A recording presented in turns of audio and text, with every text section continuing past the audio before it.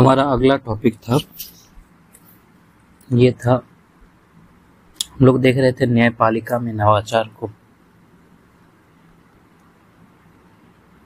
न्यायपालिका में नवाचार,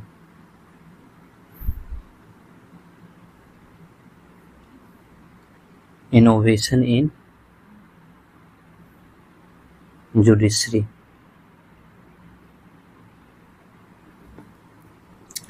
जैसे कि हम लोगों को पता है कि न्यायपालिका के पास जो है कार्य का अत्यधिक बोझ होता है, कार्य का अत्यधिक बोझ होता है, और जिसके कारण जो है बहुत सारी संख्या में मुकदमा जो है वो लंबित होते हैं या फिर अनिर्णित होते हैं, जिस पे निर्णय नहीं सुनाया गया है। और एक अनुमान लगाया गया है कि वर्तमान में भारत के प्रति 10 लाख जनसंख्या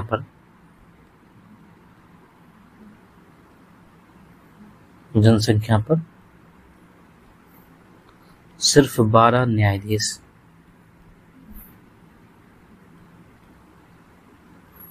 हैं, ठीक, भारत में। जबकि अगर यही जनसंख्या जो है अगर हम लोग ब्रिटेन में देखें तो 100 के आसपास है, और अमेरिका में जो है वो 130 है, ठीक। तो इस वजह से जो है यहाँ पे नवाचार करने की, मतलब इसके बोझ को कम करने का जो है समाधान निकालना पड़ता है। और राष्ट्रीय समीक्षा आयोग ने भी एक सुझाव दिया था, राष्ट्रीय संविधान समीक्षा आयोग,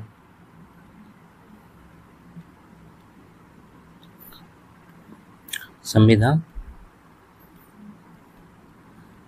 समीक्षा आयोग, इन्होंने एक सुझाव दिया, और वो सुझाव क्या था कि न्यायालयों में प्रत्येक मामला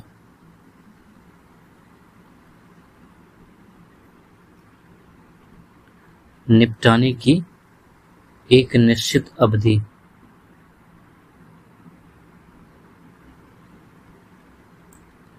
तय की जानी चाहिए,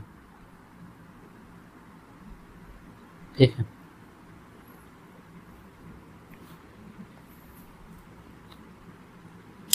ये तो एक समस्या हो गया, ठीक है।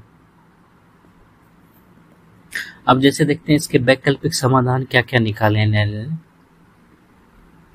वैकल्पिक विवाद समाधान, इसको एडीआर भी कहते हैं, अल्टरनेटिव डिस्प्यूट रिजोल्यूशन,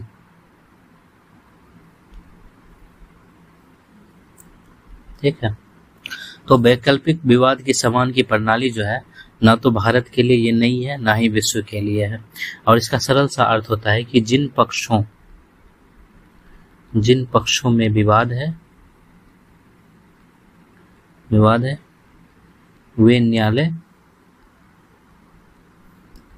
की मदद के बिना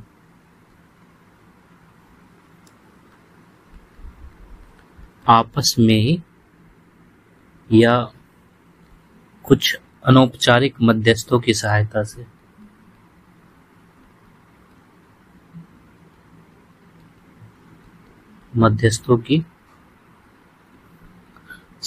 से विवाद का समाधान कर ले। इसका सीधा सा यही मतलब होता है, ताकि जो है न्यायालय पे बोझ ना जा पाए। और इसका सबसे पहला प्रयास जो है, या फिर इस तरह से कह सकते हैं कि इसका सबसे महत्वपूर्ण प्रयास जो है वो लोक अदालतों के गठन के माध्यम से देखा जाता है, ठीक है। जैसे कि 1987 में लोक अदालतों का गठन किया गया था। तो ये भी तो इसी चीज का रूप था। इसके अलावा जो है 1996 में एक अधिनियम पारित किया गया, अधिनियम पारित किया गया, और वो अधिनियम क्या था? मध्यस्थता व सुलह अधिनियम 1996। ठीक है। आर्बिट्रेशन एंड कॉन्सिलेशन एक्ट 1960 ये था। और ये जो है वैकल्पिक समाधान की दृष्टि से जो है उठाया गया सबसे महत्वपूर्ण कदम भी था। इसी तरह जो है हम लोग आते हैं पहले ये लोक अदालत पर। ठीक है, लोक अदालत।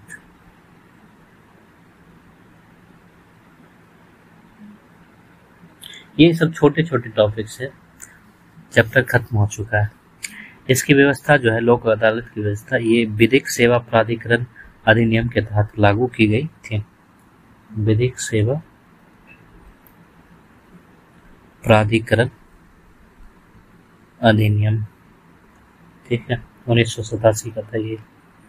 यानी लीगल सर्विसेज अथॉरिटीज एक्ट 1987। ठीक है, इसके तहत लागू किया गया था ये लोक अदालत। और इस अधिनियम के तहत जो है, इस अधिनियम के तहत ऐसी अदालतें, ठीक है, अदालतें ताल्लुक जिला तथा राज्य स्तर के अलावा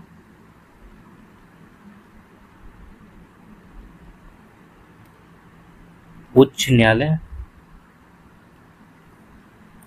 वो सर्वोच्च न्यायालय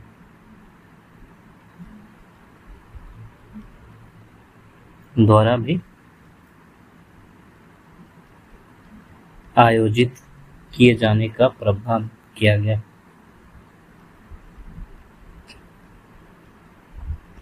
था।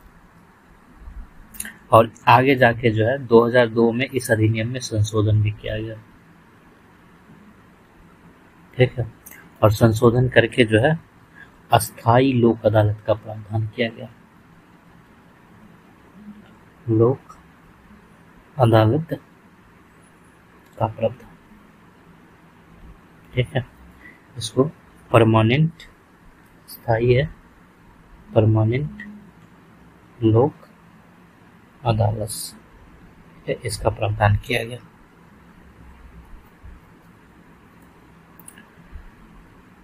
लोक अदालत का जो है एक अर्थ और निकलता है, इसको छद्म या पारितोषिक अदालत भी कहा जाता है। छद्म यानी छोटा, या पारितोषिक अदालत भी कहा जाता है। ठीक है, यानी कि मॉक कोर्ट, ठीक है, कहा जाता है, क्योंकि ये जो है पारंपरिक तरीके से भिन्न, मतलब पारंपरिक अदालत से भिन्न तरीके से काम करती है, पारंपरिक अदालतों से भिन्न तरीकों से कार्य करती है। ठीक है, और इसकी अध्यक्षता जो है, अध्यक्षता एक न्यायाधीश करता है, जो साधारणतः जो है रिटायर होता है।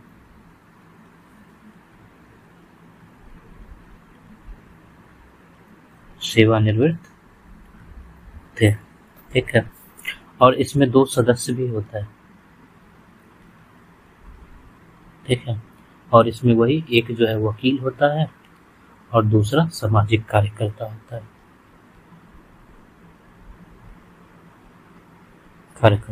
है, सबसे बड़ी चीज है, इस अदालत में कोई फीस नहीं लिया जाता। इसके द्वारा न्यायालय जो है शुल्क नहीं लगाती है, यानी कोर्ट फी नहीं लगता। ठीक है, दूसरी चीजें जो नोट करने वाली है, इनमें जो है सिविल प्रक्रिया संहिता 1908 यानी सिविल प्रोसीजर कोड 908 तथा भारतीय साक्ष्य अधिनियम, भारतीय साक्ष्य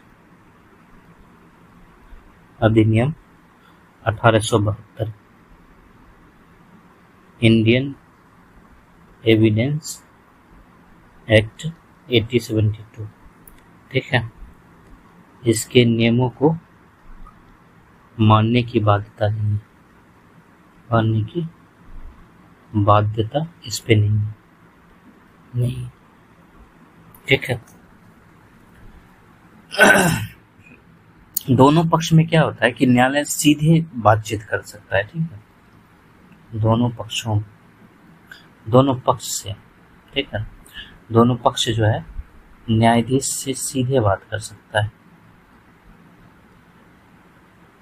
सीधे बातचीत। यानी इसके विवाद में, जैसे लोक अदालत में कोई विवाद आया तो उसमें दोनों पक्ष जो है वो न्यायाधीश से सीधे बातचीत भी कर सकते हैं। ठीक है, लोक अदालत को जो है सिविल न्यायालय की मान्यता दी गई है, सिविल न्यायालय की मान्यता दी गई है। ठीक है, और सिविल प्रकृति के सारे विवाद को ये देखता है,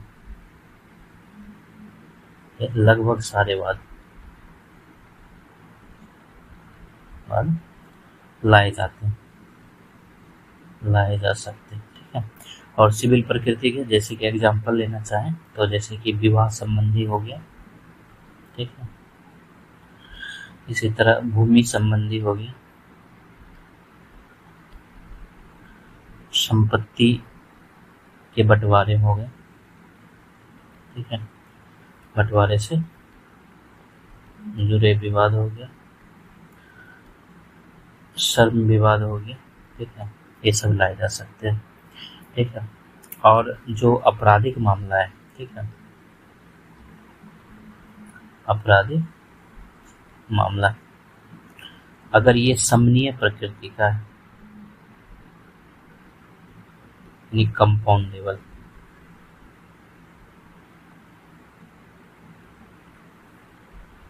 प्रकृति का है तो लाया जा सकता है।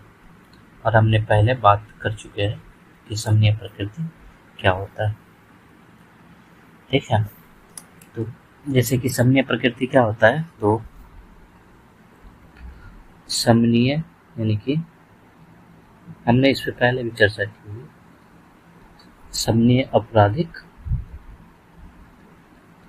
मामले वे होते हैं जिन्हें दोनों पक्षों के समझौते द्वारा निपटाए जाने की छूट होती है या निपटाए जाने की अनुमति दी गई है। ठीक है, ये आपराधिक मामला इसमें लाया जा सकता है। ठीक है, सबसे बड़ी चीज जो है, जो लोक अदालत है, इसका उद्देश्य ही होता है कि बातचीत से सुलह किया जाए। ठीक है, इसका उद्देश्य है कि आपसी बातचीत के माध्यम से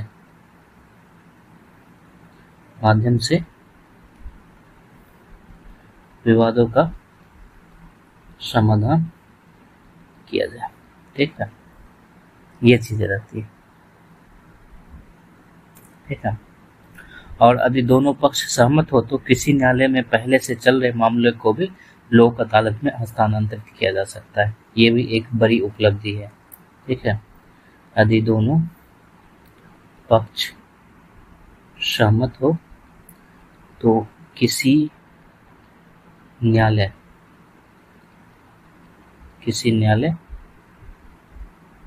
में पहले से चल रहे मामलों को भी लोक अदालत में स्थानांतरित किया जा सकता है। ठीक है। अब लोक अदालत के निर्णय के खिलाफ कहाँ पे अपील की जा सकती है? तो इसके निर्णयों के खिलाफ जो है किसी भी अपील का प्रावधान नहीं है। किसी अपील का, अगर दोनों पक्ष सहमत है तो किसी भी अपील का प्रावधान नहीं है, क्योंकि इसमें निर्णय दोनों पक्षों की सहमति से होता है। ठीक है, जैसे कि जो अनुच्छेद 226 है, हमने इसमें बताया था कि इसके तहत उच्च न्यायालय में भी इसकी अपील नहीं, इसके खिलाफ अपील नहीं की जा सकती, अपील नहीं की जा सकती ये। ठीक है, और लोक अदालत जो है जब शुरू में लाया गया था तो इसने काफी सफलता प्राप्त की। ठीक है, तो इसको देखते हुए सरकार जो है इसको कई मामलों में इसका विस्तार कर दिया। ठीक, जैसे कि 2002 में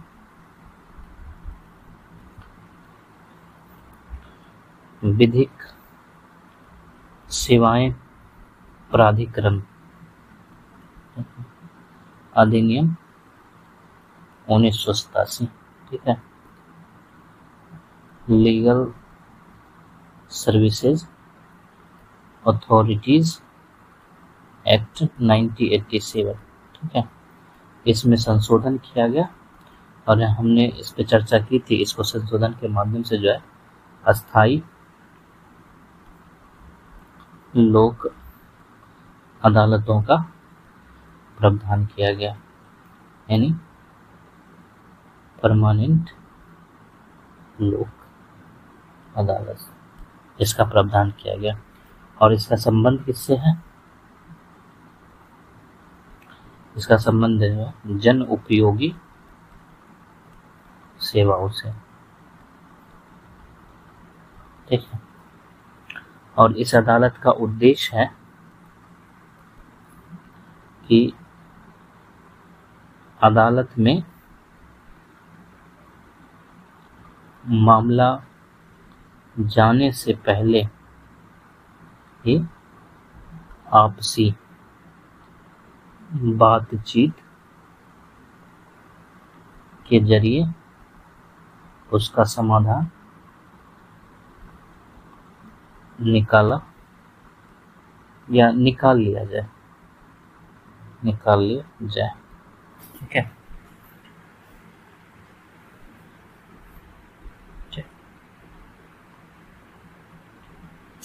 जैसे ये जन उपयोगी सेवा है ना, तो इसमें जो है जैसे कि जो परिवहन सेवा हो गया, ठीक है, टेलीफोन सेवा हो गया, बिजली सेवा हो गया, एक्सेट्रा, ये सारे सेवाएं जो है ये मतलब विभाग कह सकते हैं इसको। ये विभाग जो है आमतौर पर लोक अदालत का गठन करती है। ठीक है, आमतौर पर अस्थायी लोक अदालतों के माध्यम से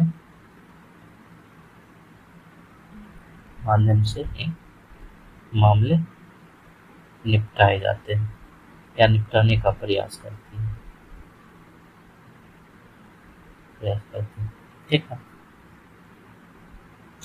अब हम एक और लेते हैं। ये बीच में आया था, तो मध्यस्थता वो सुलह अधिनियम, और ये अधिनियम 1996 का है। Arbitration and conciliation act 1996। तो ये अधिनियम भी जो है वैकल्पिक विवाद समाधान प्रणाली को मजबूत करने के लिए प्रेरित किया है। ठीक है, तो ये भी जो है वैकल्पिक विवाद समाधान उद्देश्य से ही लाया गया था, यानी एडीआर। ठीक है, एडीआर मतलब अल्टरनेटिव डिस्प्यूट रेजोल्यूशन, ये होता है। और इसके साथ जो है जब ये अधिनियम लाया गया था तो सिविल प्रक्रिया संहिता जो है 1908 का, उसमें भी संशोधन किया गया। संहिता 1908 में संशोधन किया गया, यानी सिविल प्रोसीजर कोड 1908 यानी 1908। ठीक है, इसमें संशोधन किया गया और इसमें प्रावधान किया गया कि अदालत के बाहर या अदालत से बाहर विवादों का समाधान करने का विकल्प दिया गया। ठीक है, और ये जो अधिनियम है, इस अधिनियम में जो आपसी समाधान है, आपसी समाधान वो पश्चिमी मॉडल पे आधारित है, पश्चिमी मॉडल पर आधारित है। ठीक है, क्योंकि इसमें जो है मध्यस्थता, ठीक है, यानी आर्बिट्रेशन, मध्यस्थता आर्बिट्रेशन और सुलह पर बल दिया गया है, यानी सुलह यानी कॉन्सिलेशन के माध्यम से विवादों के समाधान पर बल दिया गया है। इसलिए अगर हम लोग मध्यस्थता और सुलह को देखें तो इसमें थोड़ा सा अंतर है। ठीक है, मध्यस्थता और सुलह में अंतर, ठीक है, और वो बिल्कुल थोड़ा सा है। देखो, मध्यस्थता तब होती है जो आर्बिट्रेशन है, ये तब होता है जब दोनों पक्ष या जब दो पक्षों में पहले से मध्यस्थता समझौता हो। ठीक है, तभी हो सकता है, यानी कि आर्बिट्रेशन एग्रीमेंट हो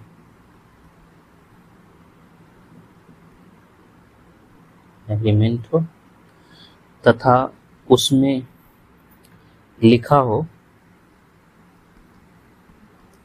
कि कोई विवाद होने की स्थिति में मध्यस्थ यानी कि आर्बिट्रेटर या आर्बिटर की मदद से समाधान किया जाएगा। अगर ऐसा लिखा है तभी मध्यस्थता हो सकता है, किया जाएगा।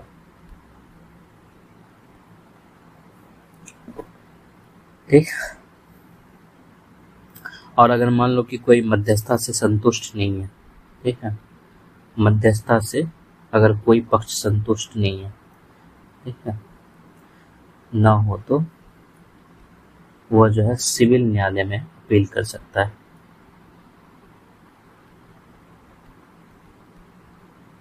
अपील कर सकता है। ठीक है, और अगर मान लेते हैं अपील खारिज हो गया, ठीक, अगर अपील खारिज हो गया तो जो मध्यस्थ के द्वारा निर्णय दिया गया है वो निर्णय अंतिम माना जाता है। ठीक है, मध्यस्थ का निर्णय अंतिम माना जाता है। ये चीजें थी। उसके बाद जो सुलह है यानी कि कॉन्सिलेशन, ठीक है, इसकी तुलना जो है कुछ सरल और अनौपचारिक प्रक्रिया से है। ठीक है, इसमें ये जरूरी नहीं है कि दोनों पक्षों के बीच पहले से कोई समझौता हो, ठीक है, ये जरूरी नहीं है। यानी विवाद की स्थिति में यदि दोनों पक्ष सहमत हो तो सुलहकर्ता यानी कॉन्सिलेटर कॉन्सिलेटर की नियुक्ति कर सकते हैं। बस इतना ही अंतर है, ठीक है। और अगर दोनों पक्ष जो है सहमत ना हो, ठीक है, दोनों पक्ष में से एक भी पक्ष सहमत ना हो, एक भी पक्ष सहमत ना हो, ठीक है, तो मामला जो है अदालत के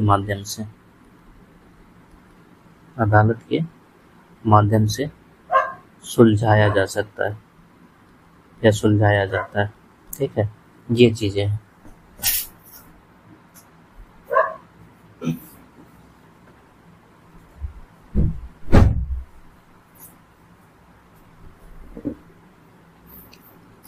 अब हम लोग जो है आगे चलते हैं और हम लोग ग्राम से पहले हम जो है फास्ट ट्रैक कोर्ट देखते हैं।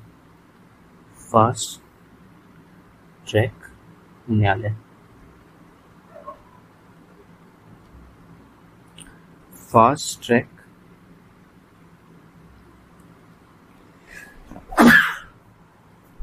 कोर्ट, एक इसकी अवधारणा क्या है? तो जो लंबित मामले हैं, और लंबित मामले में भी विशेष रूप से जो आपराधिक मामला है, लंबित मामले विशेषता आपराधिक प्रकृति के लंबित मामलों, ठीक है, इसको तेजी से निपटाने के लिए लाया जाता है, तेजी से निपटाने से जुड़ी है, ठीक। और इसकी जरूरत जो है लंबे समय से, मतलब इसकी जरूरत महसूस की जा रही थी। तो जैसे कि जो 11वें वित्त आयोग था, वित्त आयोग, ठीक है, इन्होंने पहली बार जो है 1734 में, ठीक है, फास्ट ट्रैक न्यायालय के लिए धन मुहैया कराया, तो यह व्यवस्था लागू हो सकी, ठीक है।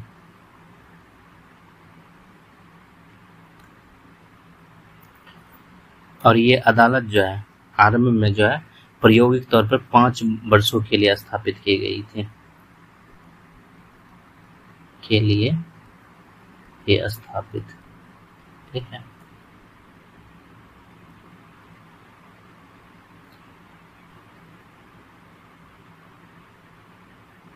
प्रायोगिक तौर पर,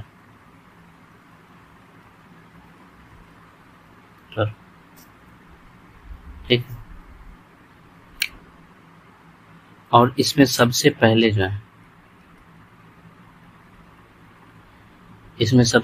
जो है, वे मामले इसको निपटाने थे, इन्हें वे मामले निपटाने थे जिनमें अभियुक्त यानी एक्यूज्ड पर विचारण यानी ट्रायल चल रहा है और वह जेल में बंद है, ठीक है।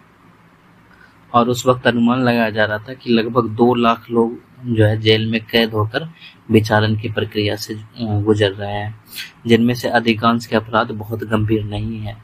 और इसके बाद जो है दूसरे क्रम में, ठीक है, दूसरे क्रम में ये किया जाना था कि जो 2 वर्षों या उससे अधिक समय से लंबित मामला है, समय से लंबित था, ये दूसरे चरण में, ठीक है, दूसरे चरण में किया जाना था। और जिनके अभियुक्त जमानत पर छूटे हुए हैं, पहले फास्ट ट्रैक अदालत के लिए निर्धारित किया गया था कि वह प्रत्येक माह 14 सत्र विचारण मामले निपटाएगी, ठीक है। पहले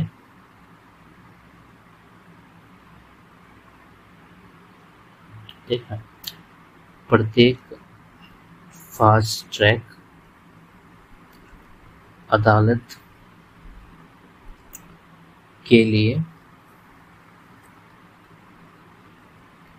निर्धारित किया गया था कि वह प्रत्येक माह 14 सत्र विचारण मामले यानी कि सेशंस ट्रायल केसेस, ठीक है, निपटाएगी, या 20 से 25 के बीच आपराधिक या सिविल मामलों का निपटारा करेगी। ठीक, इसका लाभ क्या हुआ? तो इसका लाभ हुआ कि जो कैदी जेल में बंद थे, ठीक है, जेलों में बंद बहुत से निर्दोष अभियुक्त तथा मामूली अपराधों के दोषी मुक्त हो गए। इसका ये लाभ हो गया, ठीक है। और इन अदालतों पर जो खर्च किया गया धन था वो दरअसल निवेश बन गया था, ठीक है। इन अदालतों पर खर्च धन निवेश ही माना गया, क्योंकि इसके पीछे वजह था, क्योंकि जेल में जो कैदी रहता है उस पर धन खर्च होता है। जेल में कैदियों को रखने पर जो धन खर्च हो रहा था उसमें इन अदालतों की मदद से काफी कमी आई। ये बातें थी। अब हम लोग देखते हैं ग्राम न्यायालय।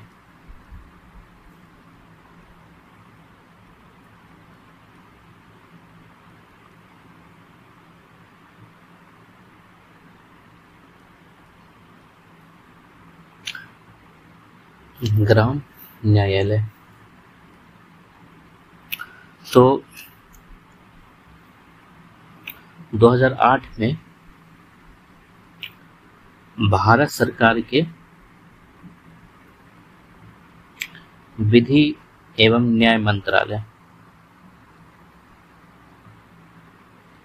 ने न्याय प्रणाली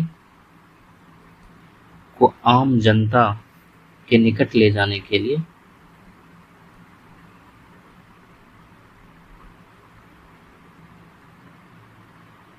एक अधिनियम पारित किया, और वो अधिनियम था ग्रामीण न्यायालय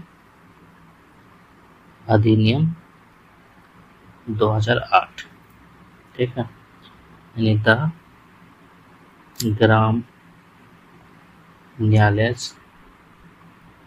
एक्ट 2008, ठीक है, ये पारित किया। और इस प्रावधान के अनुसार जो है 2 अक्टूबर 2009, ये अक्टूबर है, 2 अक्टूबर 2009 से कुछ राज्यों में जो है ग्राम न्यायालय कार्य करने लगा। ग्राम न्यायालय कार्य करने लगे, ठीक है। और इसमें जो है जो न्यायाधीश होता है ये प्रथम श्रेणी मजिस्ट्रेट के स्तर का होता है, स्तर न्यायाधीश होता है।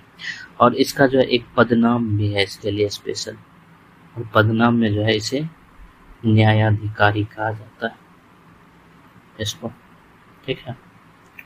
और जो न्यायाधिकारी होता है इसकी नियुक्ति जो है, इसकी नियुक्ति संबंधित यानी जिस राज्य में है संबंधित उच्च न्यायालय के परामर्श के अनुसार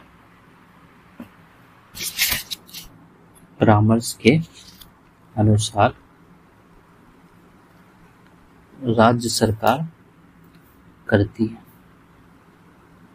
ठीक है। और इस नियुक्ति में ध्यान दिया जाता है कि जो व्यक्ति है, ठीक है, वो अनुसूचित जाति से आए या अनुसूचित जनजाति से आए या फिर महिला हो, ठीक है, या फिर पिछड़े वर्ग से आए, ठीक है, इसको प्रतिनिधित्व दिया जाता है। ठीक। जो ग्राम न्यायालय है वह एक स्थान पर रह के कार्य नहीं करती है, एक स्थान पर रहकर कार्य नहीं करना होता है। इसका दायित्व होता है कि वो अपने क्षेत्राधिकार क्षेत्र में शामिल गांवों का दौरा करे और जिस गांव से संबंधित कोई मामला है वहीं या उसके निकटतम किसी उपयुक्त स्थान पर अपनी अदालत लगाए। और राज्य सरकार का दायित्व होता है कि वह न्यायाधिकारी को ऐसे गतिशील अदालतों के लिए वाहन या फिर जो अन्य सुविधा होता है वो मुहैया कराए। ठीक है। इसमें जो है कम गंभीर के मामले आते हैं, कम गंभीर मामले आते हैं। ठीक है।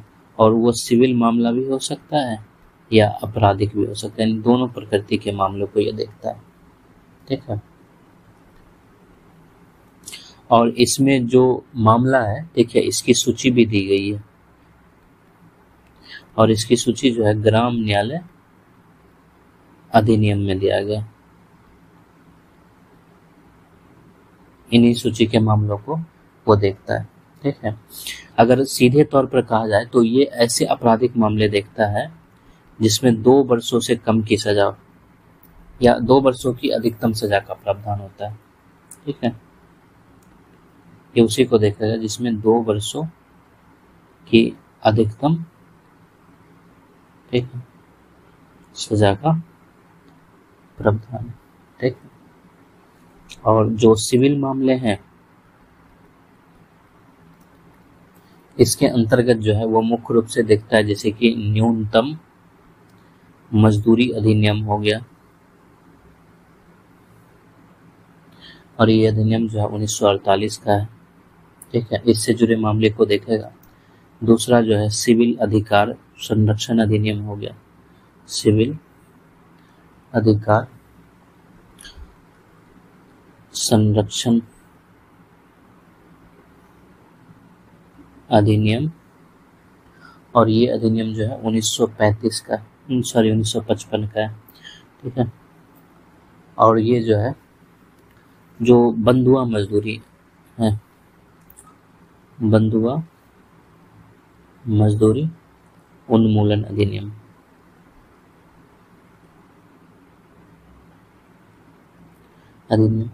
और ये अधिनियम 1976 का है। इससे जुड़े मामले को देखता है।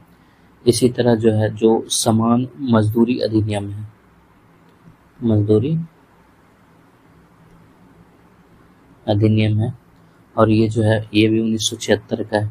इससे जुड़े मामले को देखता है। इसके अलावा महिलाओं के लिए जो घरेलू हिंसा से महिलाओं का संरक्षण अधिनियम है, महिलाओं का संरक्षण अधिनियम, इससे जुड़े मामले को देखता है, और ये 2005 का है। इससे जुड़े सारे मामले को देखता है। ठीक। इसके अलावा जो है अगर संबंधित राज्य सरकार जो है, संबंधित राज्य सरकार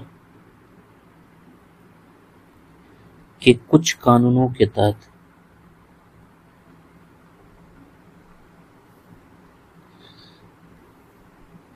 न्यायालय को अलग से अधिकारिता दे सकती है। ठीक है। ये भी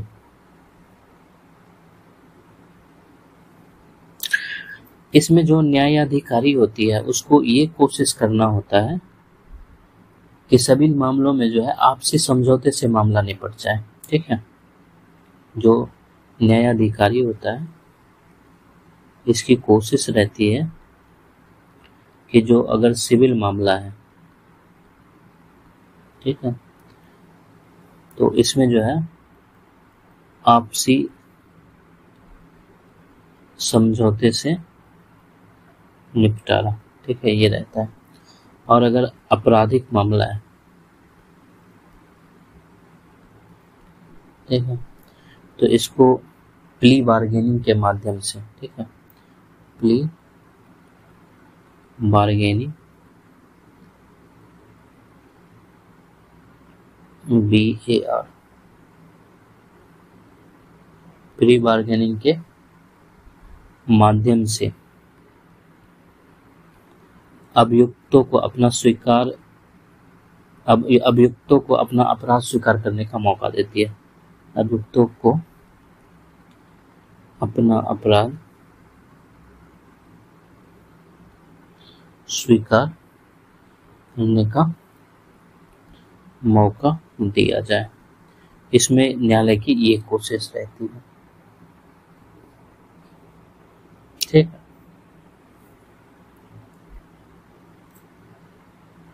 जैसे कि अगर आपराधिक मामला है, ठीक है, आपराधिक मामलों में शिकायतकर्ता यानी कंप्लेनेंट अपनी इच्छा से कोई भी वकील ला सकता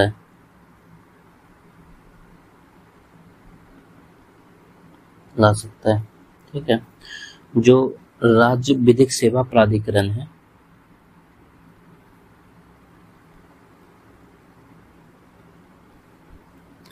यानी स्टेट लीगल सर्विसेज अथॉरिटी की जिम्मेदारी है कि वह प्रत्येक ऐसे अभियुक्त यानी एक्यूज्ड को वकील मुहैया कराए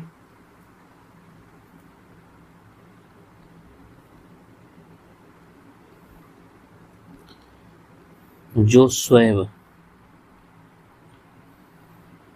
वकील का खर्च उठाने में असमर्थ है,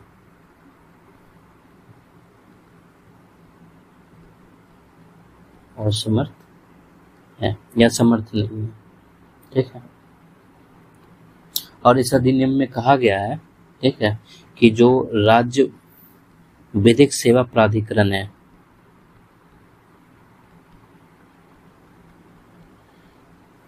इसके द्वारा निर्मित पैनल में से प्रत्येक ग्राम न्यायालय में 2 वकील नियुक्त किए जाएंगे। प्रत्येक ग्राम न्यायालय में 2 वकील नियुक्त किए जाएंगे, ये प्रावधान किया गया।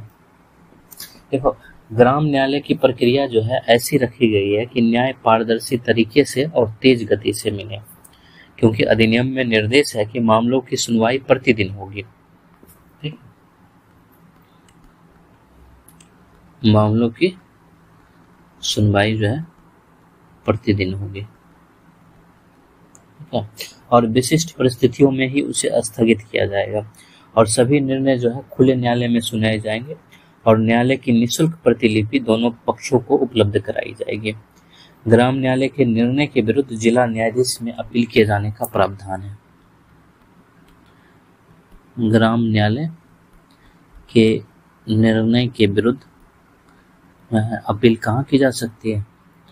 तो ये अपील जो है जिला न्यायाधीश के पास किया जा सकता है,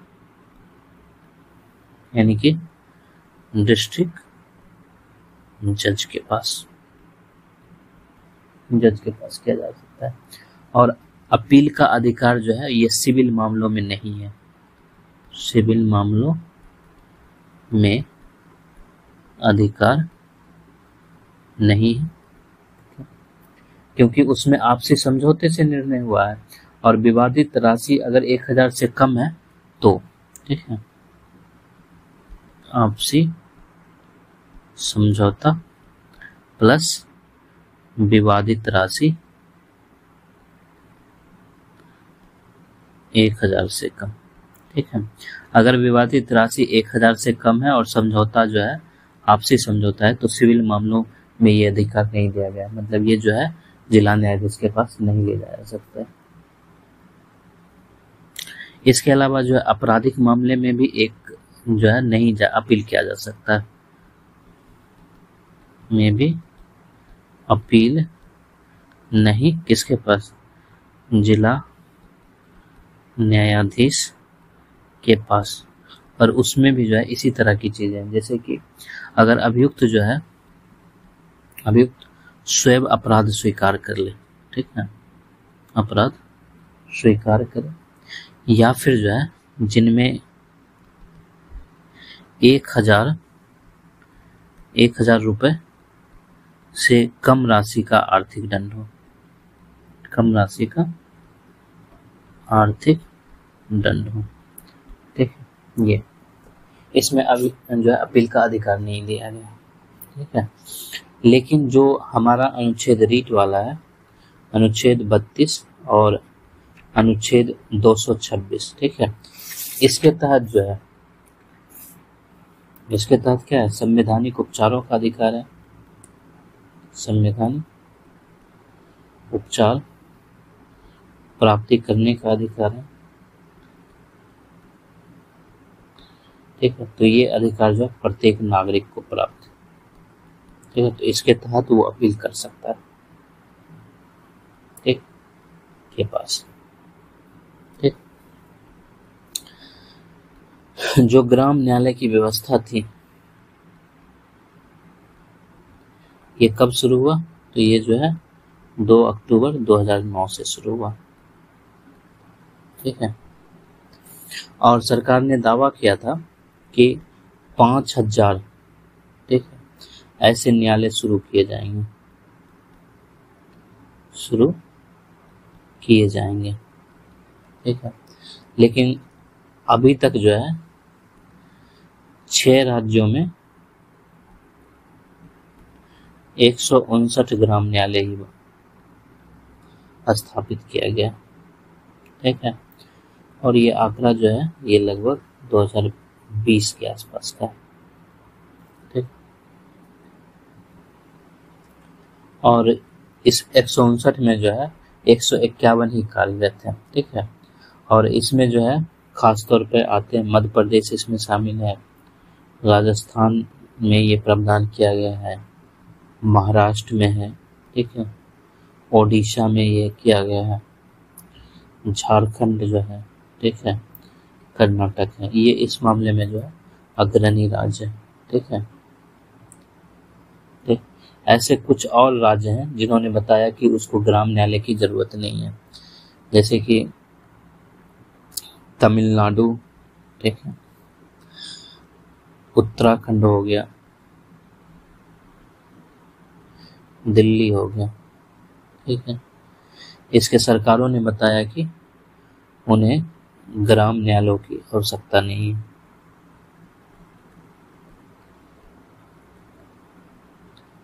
आवश्यकता नहीं है, ये चीज। अब हम लोग देखते हैं मोबाइल अदालत।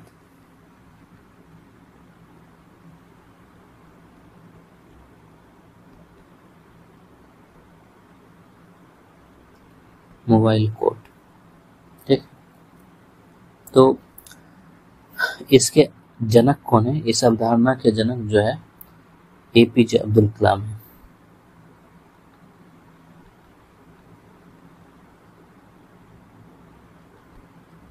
अब्दुल कलाम। और इस धारणा का सार क्या है कि अदालत स्वयं जनता के पास पहुंचे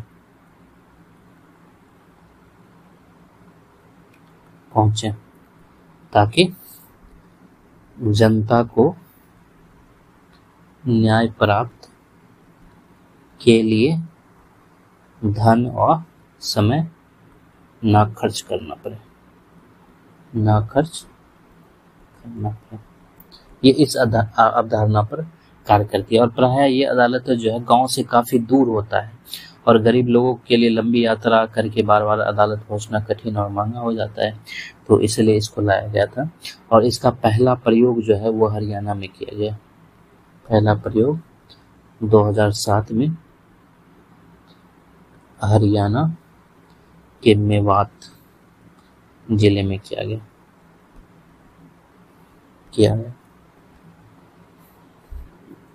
और उस समय जो है, जो भारत के मुख्य न्यायमूर्ति थे उस समय, तत्कालीन मुख्य न्यायमूर्ति, उनका नाम था श्री के.जी.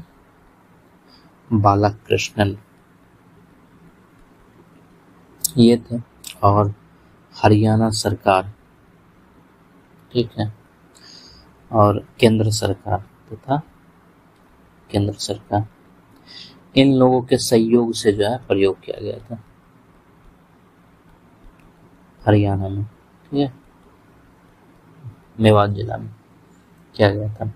और मेवात जिले को क्यों चुना गया था, ठीक है, तो मेवात को इसलिए चुना गया था क्योंकि ये हरियाणा का सबसे पिछड़ा जिला है, हरियाणा का सबसे पिछड़ा जिला, इसलिए इसे चुना गया था, ठीक है।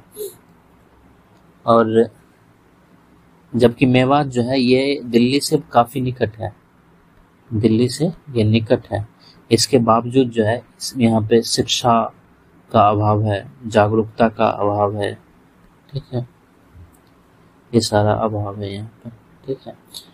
यहाँ के लोगों को जो है अपने मूल या कानूनी अधिकारों की जानकारी नहीं है, ठीक है, इसलिए यहाँ पे शुरू किया गया था। इस अदालत की रूपरेखा क्या थी कि ये अदालत जो है एक बस के भीतर कार्य करती थी, एक बस के भीतर कार्य करती थी, ठीक है। और बस के भीतर जो है न्यायालय का जरूरी ढांचा उपलब्ध होता था, ठीक है, और जरूरत पड़ने पर खुले मैदान में भी इसको लगाया जाता था, ठीक है। और मेवात की मोबाइल अदालत जो है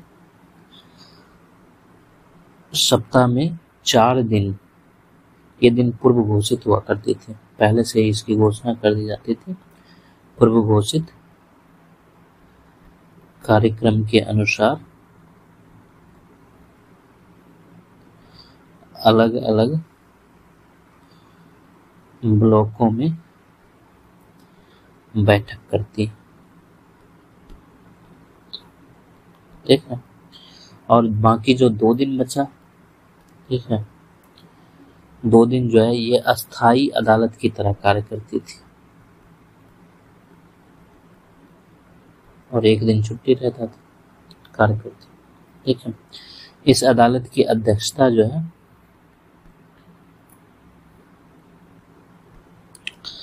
अतिरिक्त सिविल न्यायाधीश सह अनुमंडल न्यायिक दंडाधिकारी करता था, न्यायिक दंडाधिकारी द्वारा किया जाता था अध्यक्षता, यानी कि एडिशनल सिविल जज कम सब डिविजनल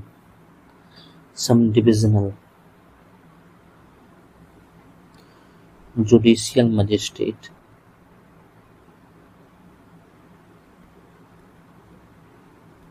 ठीक है, के स्तर के न्यायाधीश द्वारा की जाती है अध्यक्षता। और इसमें जो है सिविल और आपराधिक दोनों मामले लाए जाते हैं।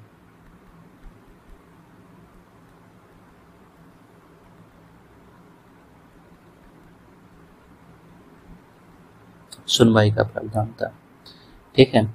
इसका एक लोकप्रिय नाम भी था, इसको पहियों पर न्याय कहा जाता था, ठीक है, यानी जस्टिस ऑन व्हील, ठीक है, इस नाम से भी इसको जाना, क्योंकि ये बस में था इसलिए जो है इसको पहियों पर न्याय कहा जाता था। ठीक, अब हम लोग देखते हैं ई अदालत। ठीक है, ई अदालत तथा आभासी अदालत, और भविष्य में इसकी प्रासंगिकता ज्यादा होने वाली है। ई कोर्ट एंड वर्चुअल कोर्ट। ठीक, तो इसकी जो है अवधारणा काफी जटिल है और इसमें कई पक्ष शामिल हैं। ई अदालत के एक विशेष रूप को ही आभासी अदालत कहा जाता है और भारत में इस विचार की शुरुआत जो है 2003 में हुई। और सबसे पहले जो है वीडियो कॉन्फ्रेंसिंग के मामले में, ठीक है, सुनवाई किया गया था वीडियो कॉन्फ्रेंसिंग के जरिए। ठीक है, ये था। जैसे कि 2003 में सर्वोच्च न्यायालय ने निर्धारित किया कि यदि किसी गवाह को समय के भीतर या बहुत अधिक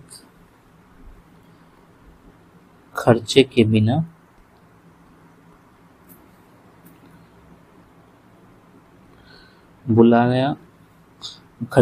बुलाना संभव न हो तो उसके साक्ष्य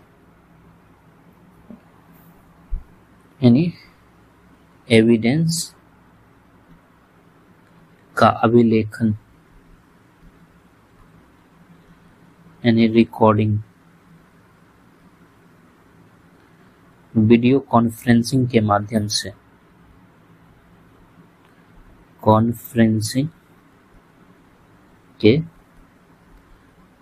से भी किया जा सकता है। ये सुप्रीम कोर्ट ने 2003 में निर्धारित किया था और इस निर्णय ने न्याय की प्रक्रिया को सरल बनाने की दिशा में एक नया आयाम जोड़ा और हर जिले में बहुत सारे कैदी को बार बार जेल से न्यायालय सिर्फ इसलिए जाना पड़ता है कि उस दिन न्यायाधीश के समक्ष कैदी की पेशी निर्धारित है। और यह प्रक्रिया न सिर्फ महंगी है बल्कि बहुत सारे पुलिस कर्मियों को भी इसी में लगे रहना पड़ता है और इसमें यह भी खतरा होता है कि रास्ते का फायदा उठाकर कोई कैदी भाग न जाए या उसके साथी जो है उसको छुड़ा न ले। इन खतरों के निपटान के लिए जो है वीडियो कॉन्फ्रेंसिंग का प्रयोग जो है उचित माना जाता है और वर्तमान में जो है ये महाराष्ट्र हो गया, ठीक है, आंध्र प्रदेश हो गया, तमिलनाडु हो गया, गुजरात हो गया, कर्नाटक हो गया, बिहार हो गया, ठीक है, यहाँ पर राज्य जो है वीडियो कॉन्फ्रेंसिंग का प्रयोग करती है, कई बार मतलब की हुई है वीडियो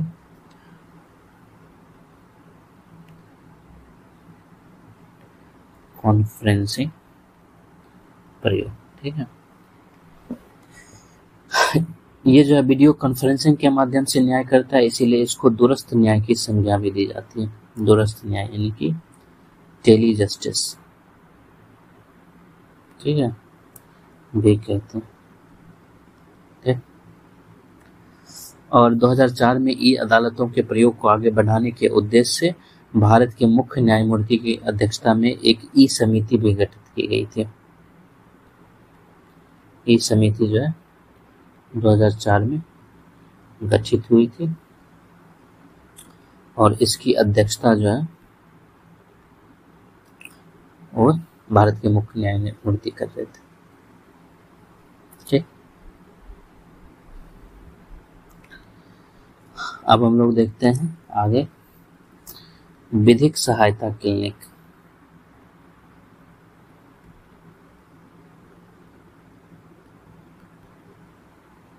लीगल एड क्लिनिक, ठीक।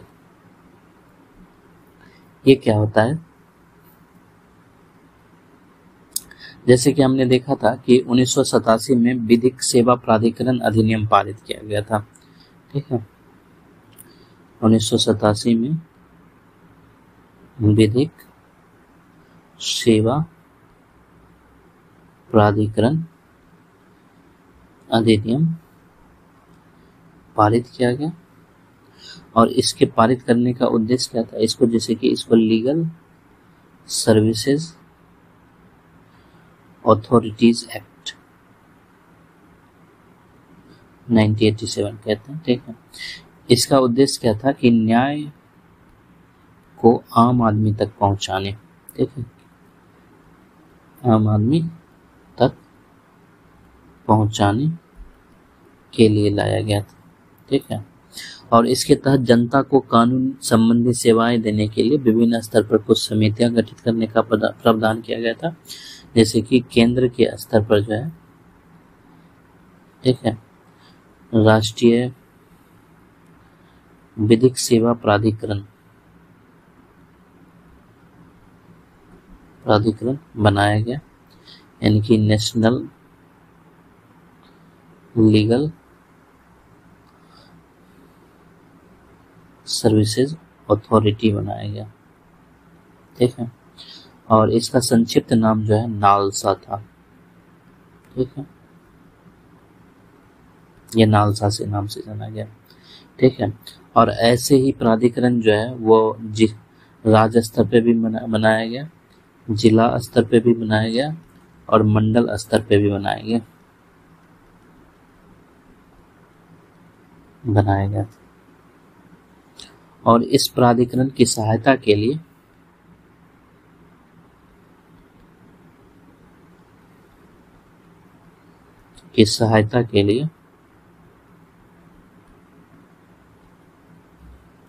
सर्वोच्च न्यायालय ने एक समिति बनाया, उसका नाम था सर्वोच्च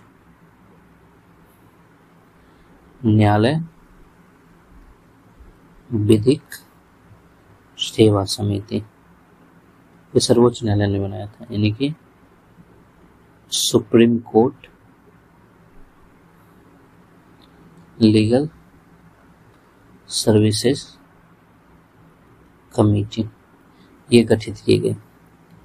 और ऐसी ही समिति जो है उच्च न्यायालय भी गठित किया, और ऐसी ही समिति जो है जिला न्यायालय भी गठित किया, ठीक है, गठित किया था सेम। और इन सब का उद्देश्य जो है वही था, आम आदमी तक न्याय पहुंच सके, या न्याय की पहुंच, ठीक है।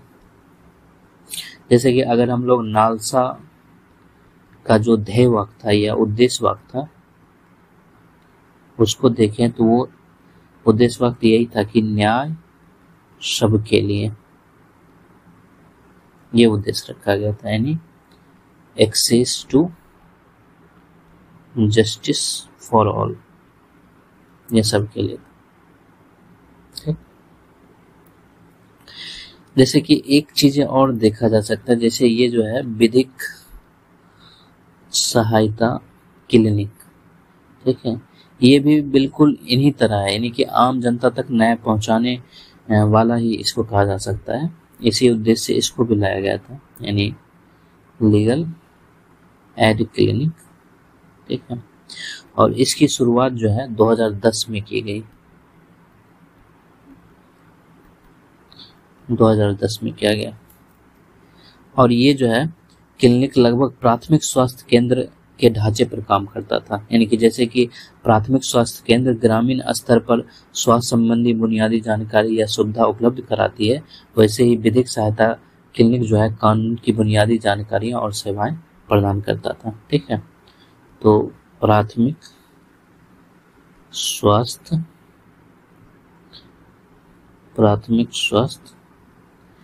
केंद्र के स्तर पर कार्य, ठीक। और इसमें जो है एक वकील होता था, ठीक है, और एक जो है पराविधिक स्वयं सेवक होता था, स्वयं सेवक ये नियुक्त किए जाते थे। इसको यानी कि परा लीगल वॉलंटियर, ठीक है, नियुक्त किए जाते थे। और आमतौर पर जो है प्रत्येक गांव में जो है कोशिश होता था कि विधिक सहायता क्लिनिक बनाया जाए, विधिक सहायता क्लिनिक बनाया जाए, ठीक है। लेकिन जिला विधिक सेवा प्राधिकरण, जिला विधिक सेवा प्राधिकरण, ठीक है, को अधिकार है कि वह गांव की जनसंख्या के आधार पर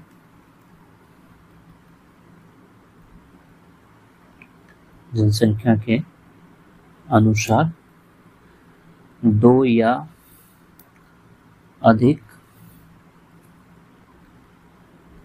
गांवों के लिए एक क्लिनिक की व्यवस्था कर सके,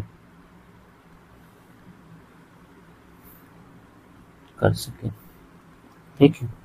ये था।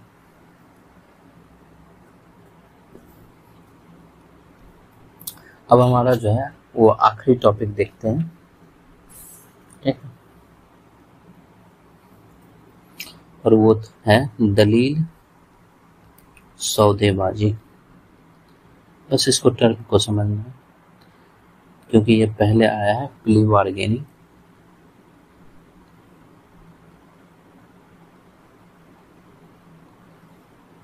हमने पीछे इसकी चर्चा की थी, चर्चा नहीं हुआ था, बस शब्द आया था प्ली बार्गेनिंग।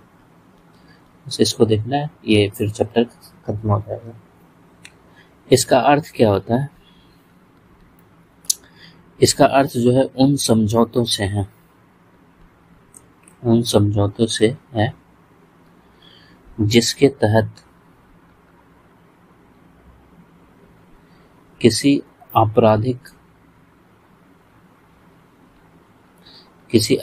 मामले का अभियुक्त यानी एक्यूज्ड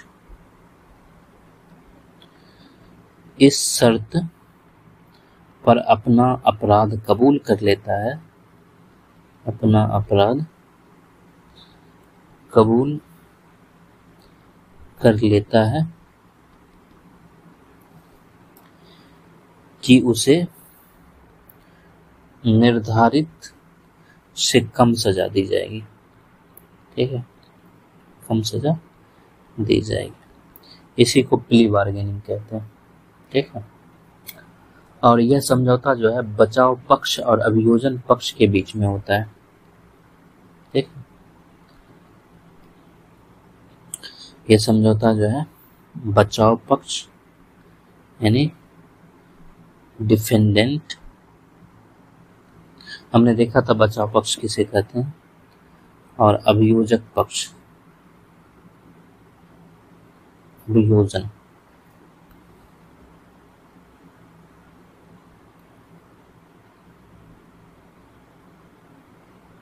अभियोजन पक्ष के बीच होता है। और इस समझौते के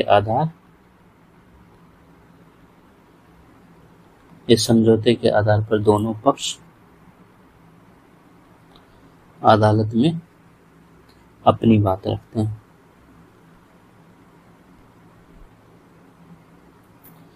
इस प्रक्रिया का मूल उद्देश्य क्या है? ये जो प्रक्रिया चल रहा है इसका मूल उद्देश्य क्या है? तो जो मुकदमेबाजी की लंबी प्रक्रिया या लंबी कार्रवाई है उससे बचा जा सके, मुकदमे की लंबी कार्रवाई से बचा जा सके, ठीक है, ये था। और ये जो है कई देश में मतलब बहुत पहले से चल रहा है, जैसे कि अमेरिका में जो है ये सबसे पहले लाया गया, वहाँ पर ये लाया गया। उसके अलावा जो है जो यूरोप में स्कैंडिनेवियन देश है, नेवियन देश है, इसमें कौन कौन देश आता है, जैसे कि इसमें डेनमार्क आता है, ठीक है, स्वीडन आता है और नॉर्वे आता है, ठीक है। तो ये जो है प्ली बार्गेनिंग का समर्थन नहीं करते हैं।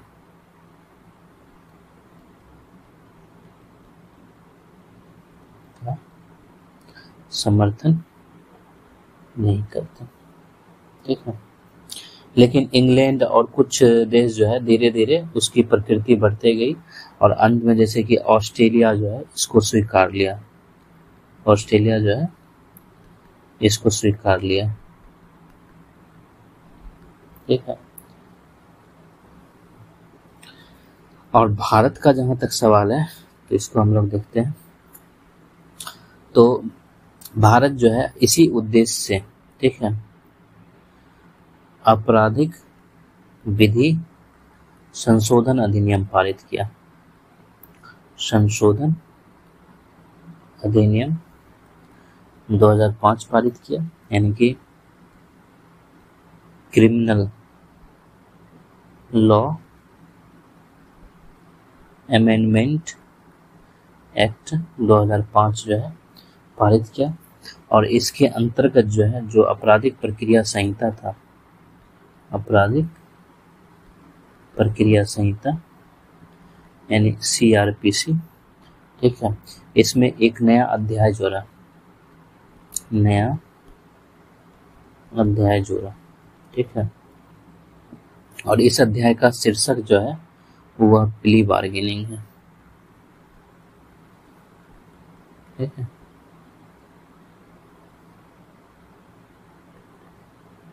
ठीक है, और यहाँ पर जो है 11 जनवरी 2006 से लागू हो गया, ठीक है ये।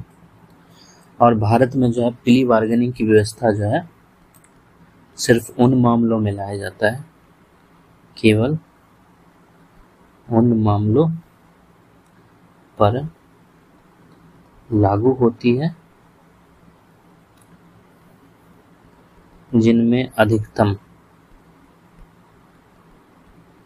7 वर्षों के कारावास का प्रावधान, ठीक है। जो अपराध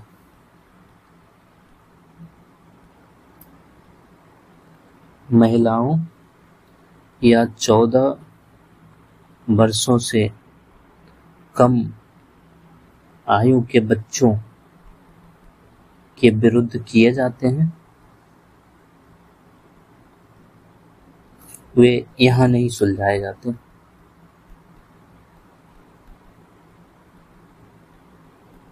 ठीक है। ये है हमारा चैप्टर, यहीं पे खत्म होता है। अब हम लोग जो है नया चैप्टर देखेंगे।